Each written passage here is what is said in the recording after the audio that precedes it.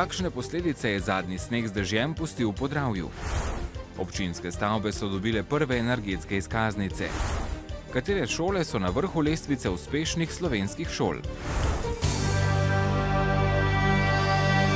Zaradi naraščanja vodotokov je danes poplavilo Papežko cesto v Mariboru. V jutranji konici je bil zato promet delno oviran. Huje je bilo v Majšperku, kjer sta bili zaradi narasle dravinje 2 cesti zaprti. Nekaj dela pa so imeli tudi prostovoljni gasilci iz Ruš, Peker, Frama in Hoč, ki so preventivno odstranjevali vejevje iz potokov. Z Elektra Maribor pa so sporočili, da je zaradi padanja dreves brez elektrike približno 1300 odjemalcev, predvsem na območju Oplotnice, Slovenske Bistrice, Limbuša, Ruš in Selnice. Proti popoldnevu so padavine ponehale, manjšo količino lahko pričakujemo spet v petek. Zaprte so 2 cesti, in sicer regionalna cesta Majšperk-Jurovci ter ena javna pot Lešje-Koritno. Drugače pa je to povsem normalno, že skoraj v Majšperku, zdaj pač pričakujemo, da se bojo počasi vode umirile in se umakne, tako da bo verjetno do večera že vse prevozno. Jutri in pojutrišnjem bo na mariborskem letališču Edvarda Rusjana potekal prevzem novega potniškega terminala. Tega je po stečaju SCT-ja in objavi novega razpisa lani končalo mariborsko podjetje Komuna Projekt. A do prevzema doslej ni prišlo zaradi težav z bančnimi garancijami, saj so bili na Ministrstvu za infrastrukturo in prostor mnenja, da te niso v skladu s pogodbeno določenimi obveznostmi. Družba Aerodrom Maribor bo zdaj končno dobila uporabno dovoljenje za celotno letališko stavbo. Za letošnje poletje načrtuje 100 čarterskih poletov, kar je 30% več kot lani. Predsednik države Borut Pahor pa je danes podpisal odlok o razpisu volitev poslancev iz Slovenije v Evropski parlament. Te bodo v nedeljo 25. maja. Poslance bomo tako izbirali že tretjič, v nadaljevanju pa tudi o vremenskih razmerah drugod po državi. V srednji Sloveniji se še vedno trudijo z odpravljanjem posledic ledene ujme, hkrati zaradi nevarnosti poplav spremljajo tudi stanje vodotokov. Zaradi poplavljenih cestišč je zaprtih več cest. Narasle vode so najbolj prizadele prebivalce Loške doline. Ponoči lahko narastejo tudi druge reke v vzhodnem in osrednjem delu države, predvsem pritoki Savinje, Dravinja, Sotla, Mestinščica in Mirna. Možna so razlivanja ob strugah. Povečale pa se bodo tudi ojezerjene površine na območjih kraških polj Notranjskega in Dolenjskega krasa. Prihaja tudi do plazenja zemlje. V Florjanu pri Šoštanju se je ponoči sprožil velik plaz in ogrozil 2 stanovanjski hiši ter zasuh hlev. Država bi želela pri sanaciji posledic vremenske ujme čim več pomoči podjetjem zagotoviti mimo proračuna, je danes pojasnil finančni minister Uroš Čufer. Vremensko ujmo lahko sicer slovensko gospodarstvo po njegovem mnenju tudi pozitivno izkoristi, če se bodo znali vsi udeleženci ustrezno organizirati. Čufer tudi meni, da se mora konsolidacija javnih financ nadaljevati ne glede na ujmo. Danes je minister tudi opozoril, da je Slovenija v zadnjih letih postala razmeroma visoko zadolžena država. Ne glede na to, da je s 73% javnega dolga v bruto domačem proizvodu še vedno pod povprečjem Evropske unije. Dolg se bo vsaj še 2 leti zviševal. Dopoldne so se v Mariboru srečali župani podravskih občin. Z pristojnega ministrstva so jim predstavili novosti energetskega zakona, ki ga trenutno sprejemajo v parlamentu. Energetska agencija za Podravje je ob robu srečanja županom 4 občin podelila tudi energetske izkaznice za občinske stavbe. Energetsko izkaznico je tako poleg dobrih 100 stavb od skupno 250 v lasti mariborske občine prejela tudi občinska zgradba. Ja, veliko dela, ampak to so taki stroški, ki se potem v relativno kratkem času povrnejo, 5 do 10 letih se povrnejo, tako da to v bistvu je delo pri energetski sanaciji, pravzaprav investicija. Tudi vsaj ena občinska stavba v Poljčanah, Miklavžu na Dravskem polju in Rušah bo imela poslej na pročelju energetsko izkaznico. Pričakujemo, da bo tu resnično se tudi prihranilo na sami porabi energentov, ki pač so nas in še nas v drugih objektih, ki so kar precej obremenjujejo skozi vso leto. Pokrili smo že pravzaprav vse podražitve, ki so bile in seveda prihranili. Že zdaj se nam kažejo v nekaj 10% znižanja porabe, recimo na javni razsvetljavi.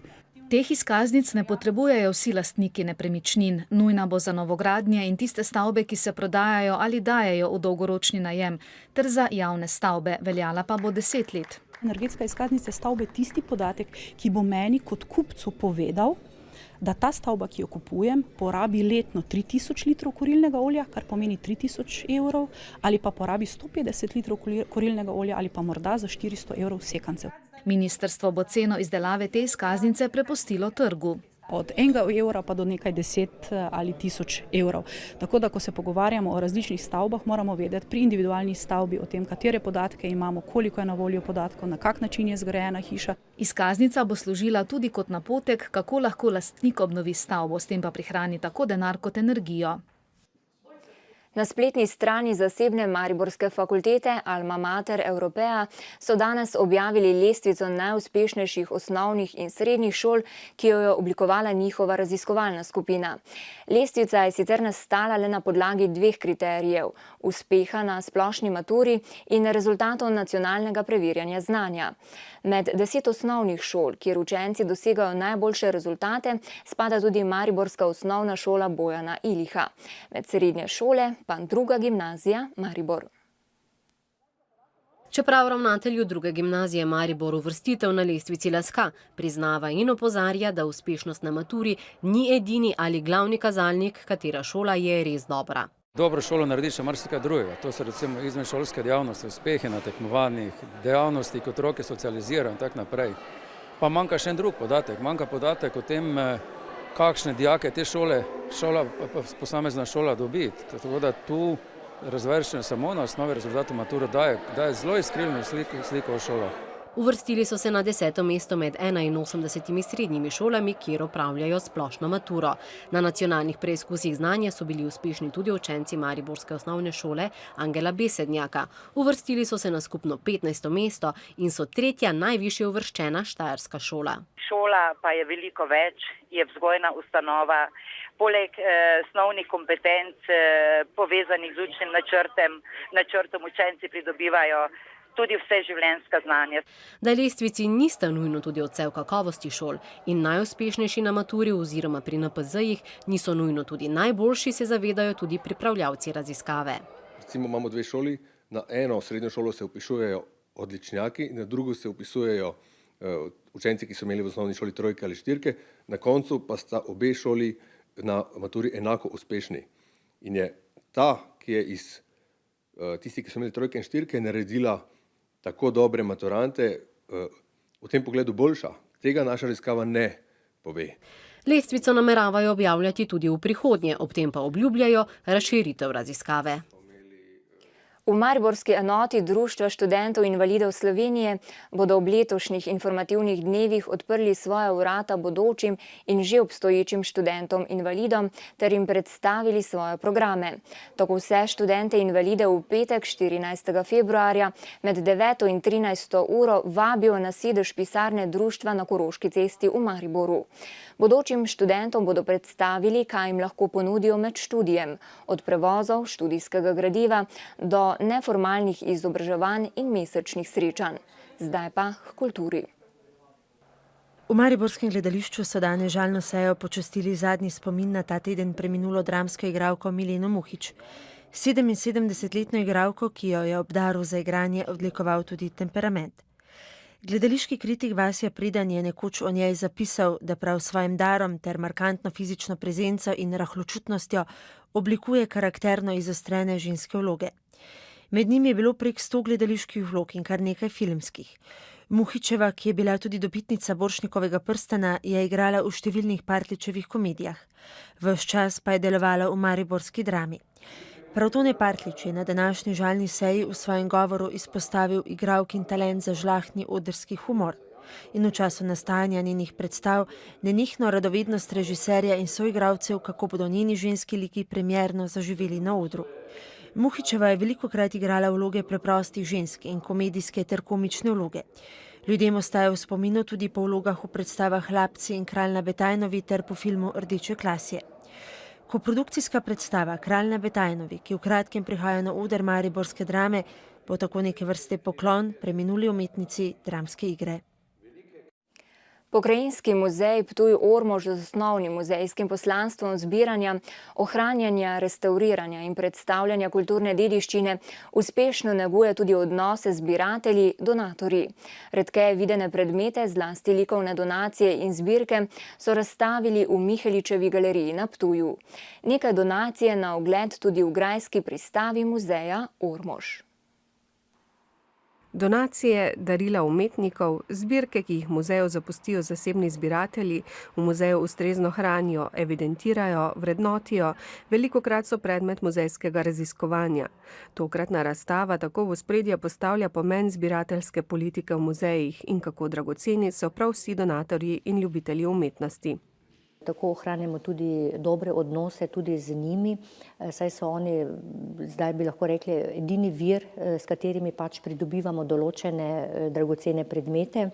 Zbiralci so pa tudi pomembni z tega vidika, kajti velikokrat ohranjajo dediščino, ki v muzeju ne bi mogli. Zbirateljska politika v muzejih je razvejano področje, razdeljeno po posameznih oddelkih.